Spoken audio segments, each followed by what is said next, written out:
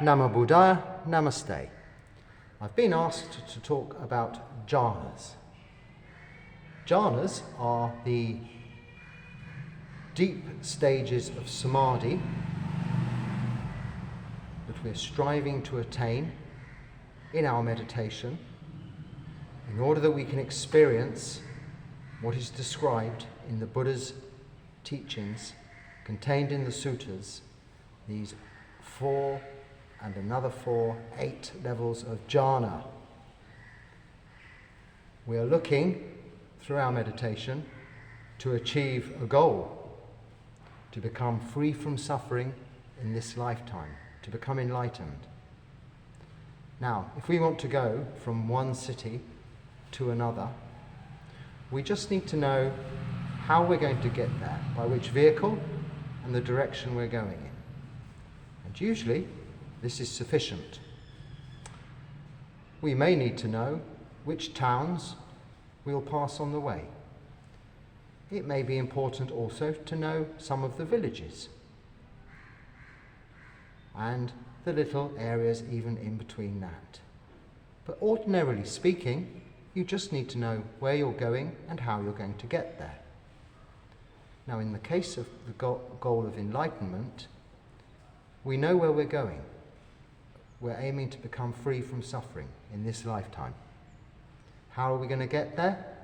Through keeping sila, practicing samadhi, and developing panya. Sila, samadhi, panya. This is the practice.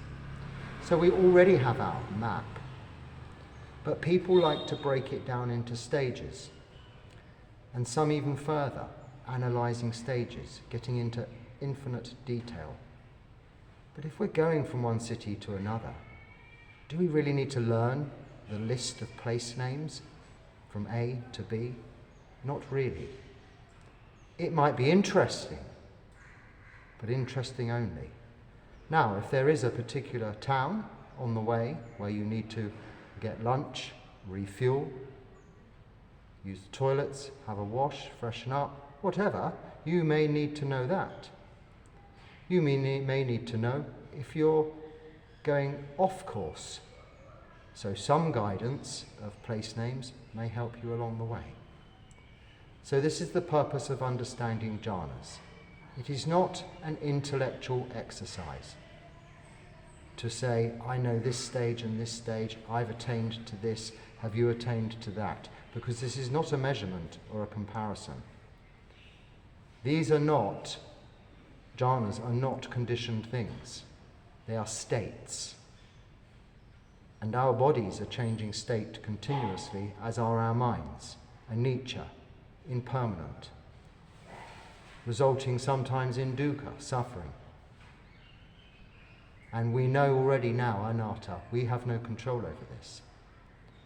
So we cannot control intellectually our development towards deep levels of samadhi.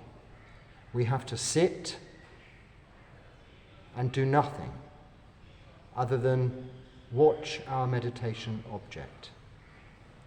But let's talk about these jhanas, because it is interesting, and when we reach these stages, it is useful to recognize, have a reference point, a label for yourself to not so much quantify, but more deeply understand where you've got to. But before we can even consider the first jhana, we must start our practice of meditation. And it could be that it's going to be some time, weeks, months, years, even decades, before we can even achieve any kind of samadhi. Because samadhi, remember, is a deep form of concentration, but better translated as single-pointed focus on your meditation object. So let's just use the analogy for now of the 4 stages of samadhi, not the jhanas yet, samadhi. the analogy of coming home. Coming home from a busy day, work, socializing, shopping, whatever you do. This first stage of samadhi, after you've sat, relaxed, arrived home, and you begin your meditation, your mind is focused on your meditation object, but your mind is still wandering here, it's still wandering there, with thoughts of the future, thoughts of the past, all kinds of distractions as a result of the 5 hindrances. Remember, because this comes up shortly in the jhanas, the 5 hindrances are sensual desire, ill will, sloth and torpor, which is tiredness, restlessness and worry, and doubt. Okay, they're the 5 hindrances. They're going to come up again in a minute, all right? But I'll just say 5 hindrances, okay? Wind back for a further explanation. So, sensual desire, ill will, sloth and torpor, that's tiredness, laziness, lethargy. Restlessness and worry, doubt. These are bombarding you. They're trying to stop you meditating. They are defilements, the root cause of which are greed, hatred, delusion. These are our root defilements shown to us, identifying themselves as these 5 hindrances, both in our meditation and throughout our lives. We're sitting, we're relaxing, we're trying to meditate, eyes closed in our good posture. And we start to feel a little better, almost to say, that's it, much better. And hopefully when you first come to sit to meditate, you do feel this way. That's nice. Like coming home. So you said I'd use the analogy of coming home from work or what. It's like that. I've come home now. And you can relax. And you start to notice that your mind settles, your body settles. Not quite to levels of samadhi, and your mind's still wandering. But it starts to feel like you're going in the right direction, moving in the right direction to something pleasurable. Like coming into your sitting room, you arrive home and you sit down in where you live, your living room, and you think, that's nice. My day is done, now I can relax. And then you are able, momentarily, to concentrate, focus on the meditation object you have chosen. Be it the breath, be it body scanning, whatever you might feel appropriate for the time. For the purpose of this talk, we'll assume anapanasati, we're dealing with breath meditation. Now, momentarily, you are focused on the breath, then not, then you are. Mental stabilization and bodily relaxation. This is the first stage of samadhi, which the Pali name for is Khanaka Samadhi. Khanaka Samadhi. Translated means momentary concentration. So just momentarily, from time to time, you're on your meditation object, and it feels good. Now, as you sit, as you begin to settle further, you develop that focus, it becomes a little stronger, and you can stay on your meditation object in a more focused way, and as a result of this, the mental activity, the 5 hindrances don't go away, but they start to, the pressure eases. You're moving into this second stage of samadhi. In the Pali is parikama samadhi. Parikama samadhi, which means preliminary concentration. So rather than momentary, just occasional bits of concentration, you're getting a focus which is encompassing your meditation object, and you're beginning, preliminary means the beginnings of concentration on that object alone. It is your initial focus on your meditation object that is developing in this second stage of samadhi. So you've come home, sat down, you've started to settle. And this is the same as meditation. You've arrived, you've sat, you've started to settle. Then you start to move into the third stage of samadhi, which is relaxing. Your body is relaxing, your mind is settling more. And your concentration is still on your meditation object, but your interest in your meditation object begins to not overpower you, but take over. Rather than effort to just watch the breath, you start to enjoy the breath. Like each breath in is cool, refreshing water when you're hot and thirsty. And each breath out is gentle relaxation. You start to take huge interest in your meditation object, investing your focus, your concentration, your energy in that alone. And the 5 hindrances just move away into the background and disappear. They are no longer distracting you. Now this is the third stage of samadhi, called upachara samadhi. And this is a very pleasurable, joyful, blissful state of meditation to be in.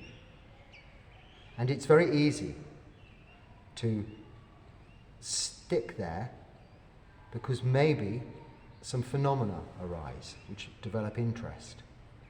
But be careful to keep on the meditation object, which is now enjoyable, so shouldn't be too difficult, because if you're distracted by phenomena, you'll pull back in those 5 hindrances. So stick with it.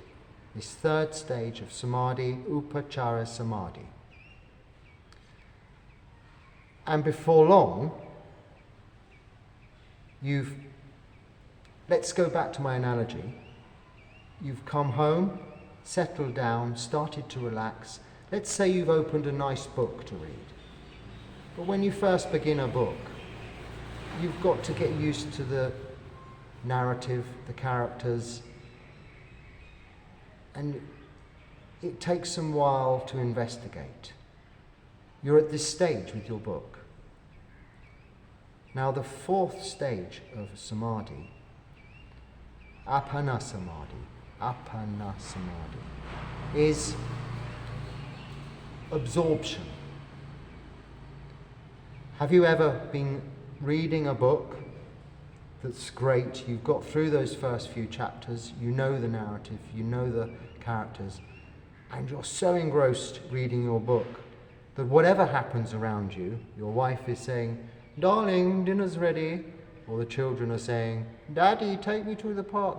All is going on, but no, you're in your book, absorbed in your book, turning the pages. You can still turn the pages, yes? But you're in your book, absorbed. This is anapana samadhi, absorption. Total absorption in your concentration on your meditation object. So only At this stage, this fourth stage of samadhi, appana samadhi, only at this stage will you be able to glimpse the first jhana.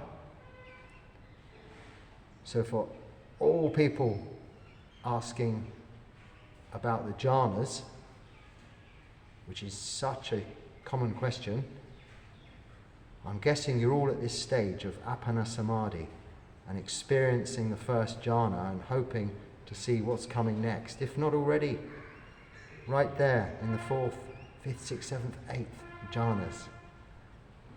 When you are in anapanna samadhi and you're moving into the first of the four rupa jhanas, you will notice a couple of things.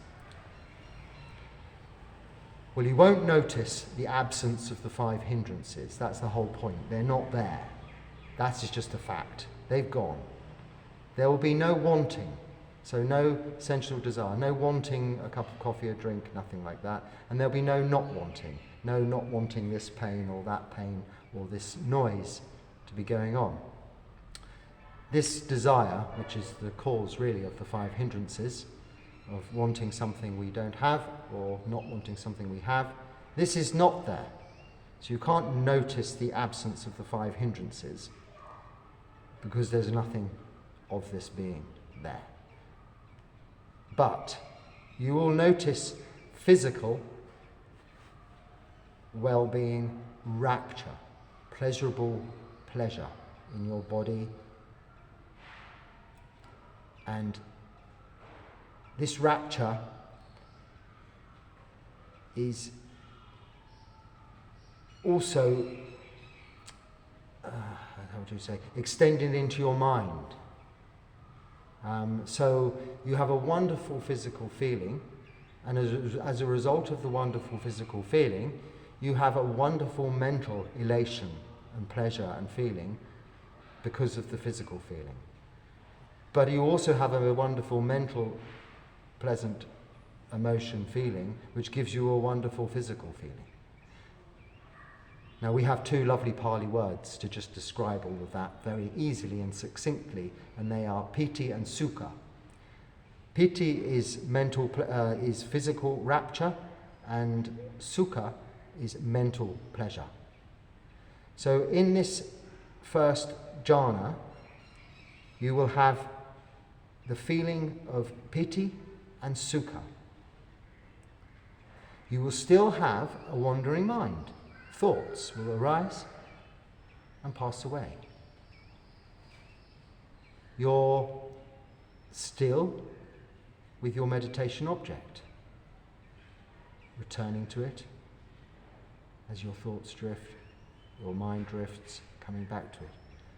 But you're having this very enjoyable stage of meditation, the first jhana, and at this experience, nothing will draw you away in terms of the hindrance kind of temptations, desires, sensual desire, or ill will even, because you have a contentment which is insurpassable in the material world. And it could last for that long, or it could last for many, many hours. And likewise, you can be tricked into staying there in the first jhana. But keep your mind on your meditation object, because you can move into the second jhana from there. You will still have piti and sukha in the second jhana, so it's much the same.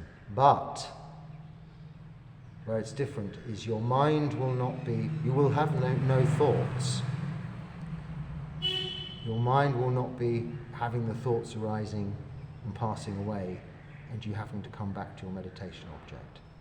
In the second jhana, so after people say they meditate to stop thinking, it's a long way before you get there. You have to go through 4 stages of samadhi And the first and only in the second jhana are thoughts seemingly going to disappear. But like when there's 5 hindrances disappear, you don't notice them disappear because they're not there. There's no thought of them. And you won't notice thoughts. You won't notice not thinking. You won't think, I'm not thinking now, because then you're thinking. This is why I say these are like the little village names, the town names between the 2 towns. Because if you're thinking about this when you're meditating, then you're not even in the first stage of samadhi, Kanaka Samadhi, the first stage. You haven't even developed a momentary concentration if the word jhana appears in your head. So this is a map to be looked at, the beginning and the end, and to help you understand what happens in between. It's not to be learnt by rote in order to expect it to happen like that. You can move very quickly through some of these to another, or you can stick in one forever. And none of this is wrong. None of this is a problem. Some people meditate for their entire meditation career, if you can call it that, their time that they meditate in their lives, just to sit, basically, and chill out and relax after a hard day. And that's good also. Nothing wrong with that. It still helps towards their goal, if not in this lifetime to become enlightened, in future lifetimes, because it's a very wholesome, harmless activity.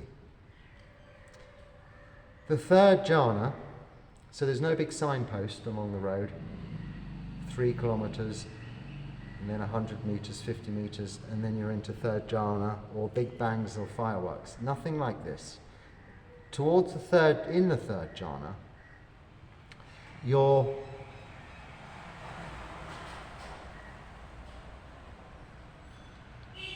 how do we say this?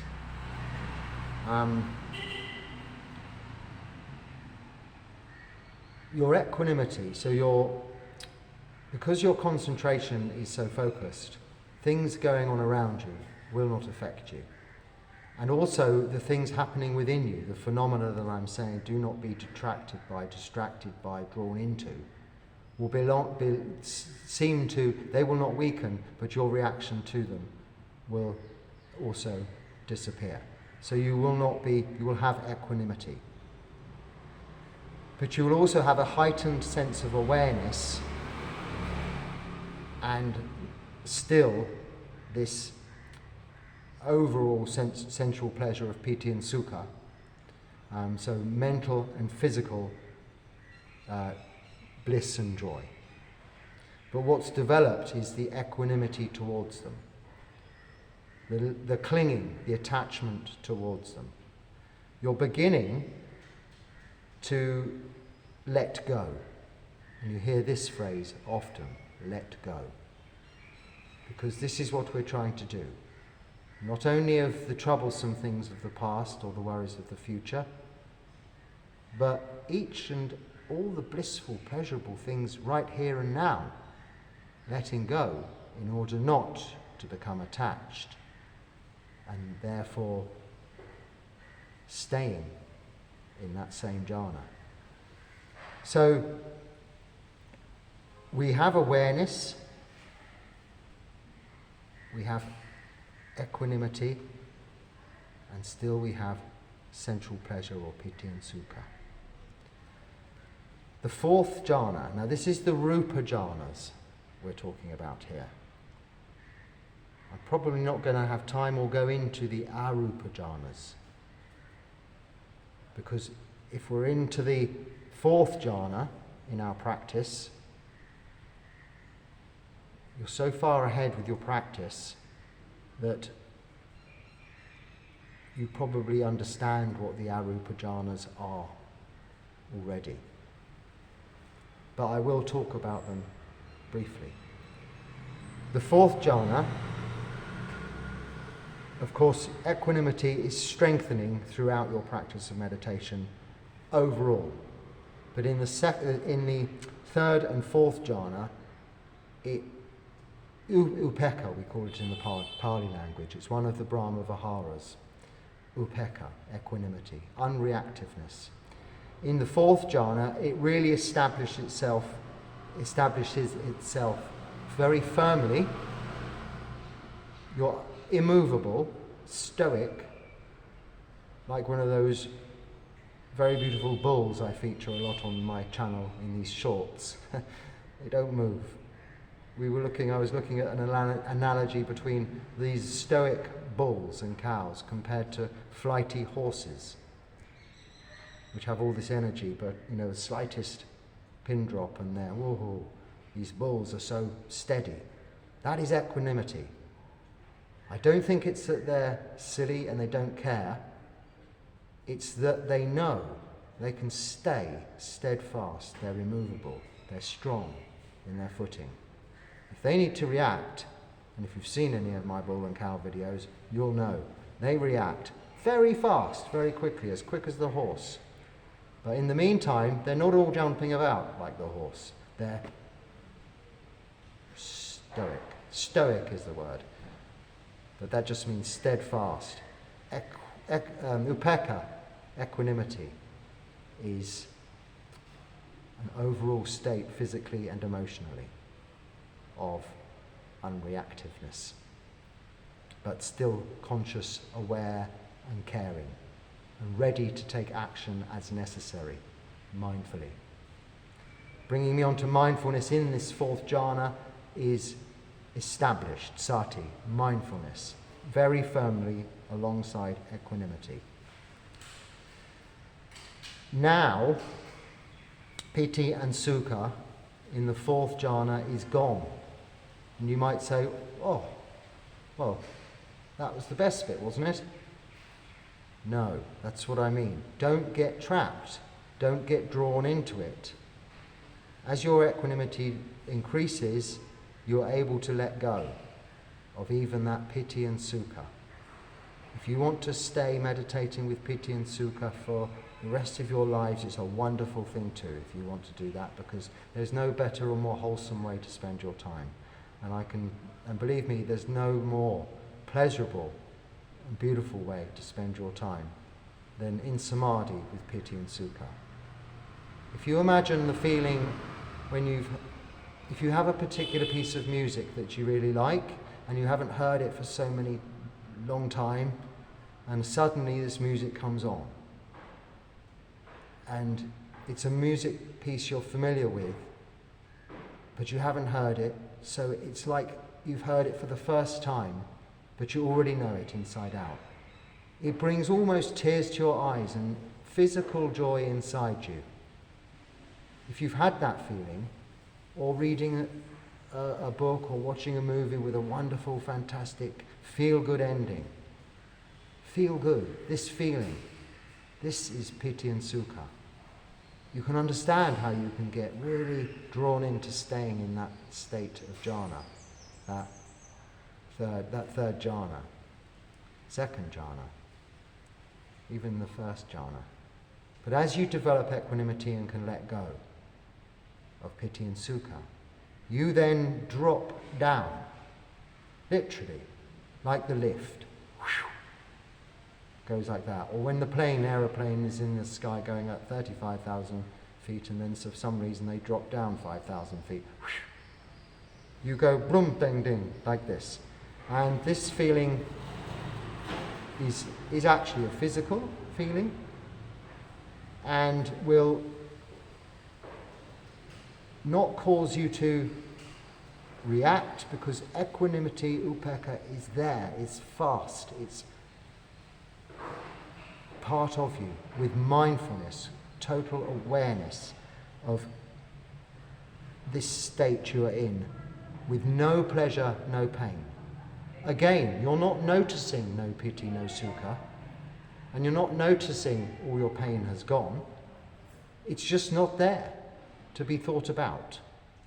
The minute you say, the pain's gone, or the piti and sukha's gone, you're back there with piti and sukha and with pain. It's the absence of, no consideration of. And this allows you to have pure conscious awareness. The fourth jhana is about pure conscious awareness. And you've heard me say conscious awareness many times. Our citta, which I've explained in a questions and answers video today also, is our conscious awareness, but more appropriately it is our pure conscious awareness. And I said earlier in that video, we get in touch with our citta through meditation. In this fourth jhana, you are there in touch with your citta, pure conscious awareness in space, in spaciousness. And you've heard me talk about equanimity, mindfulness within spaciousness. Namaste. Good morning. Good morning. So this is the fourth jhana. Now, that is the end of the rupa jhanas, and the fifth jhana is the beginning of the arupa jhanas, arupa jhanas.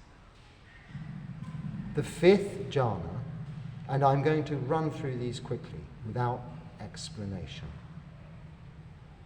The fifth jhana is infinite space, which in the fourth jhana you have a glimpse of.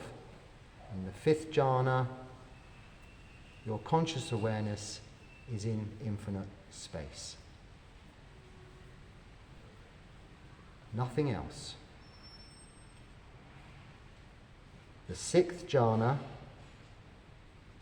your consciousness becomes infinite also. No time, in other words. There is no measurement of this time you're in the sixth jhana. You may come out of it after 5 minutes or 5 hours, but you will not know. It is a timeless state. Now the seventh jhana is infinite nothingness. There is no need to be concerning, well, there's no need for you to concern yourselves about how that is, what that is, why it is. When you get there, you'll know. There is not really, there aren't really words to describe the higher jhanas in terms of experientially. They are there to be experienced by yourself. Because in the eighth jhana there is neither perception or non-perception, which doesn't make sense. You can neither perceive something or not perceive something. This is because there is nothing to be perceived other than infinite conscious awareness in infinite space without time. So on that point, I will conclude this talk on jhanas, and I touched upon the 4 stages of samadhi to get there. And if you have any questions, please put them in the comments. I hope I've covered it, albeit briefly, but sufficiently for you to understand that for the time being, we must be sitting, meditating, practicing towards these stages of samadhi and the jhanas, which will happen throughout, without trying, without concentrated effort, without labeling and thinking, just sitting and watching the breath. So enjoy your meditation, may your practice be fruitful, and may you soon attain to Nibbana. Namo Buddhaya.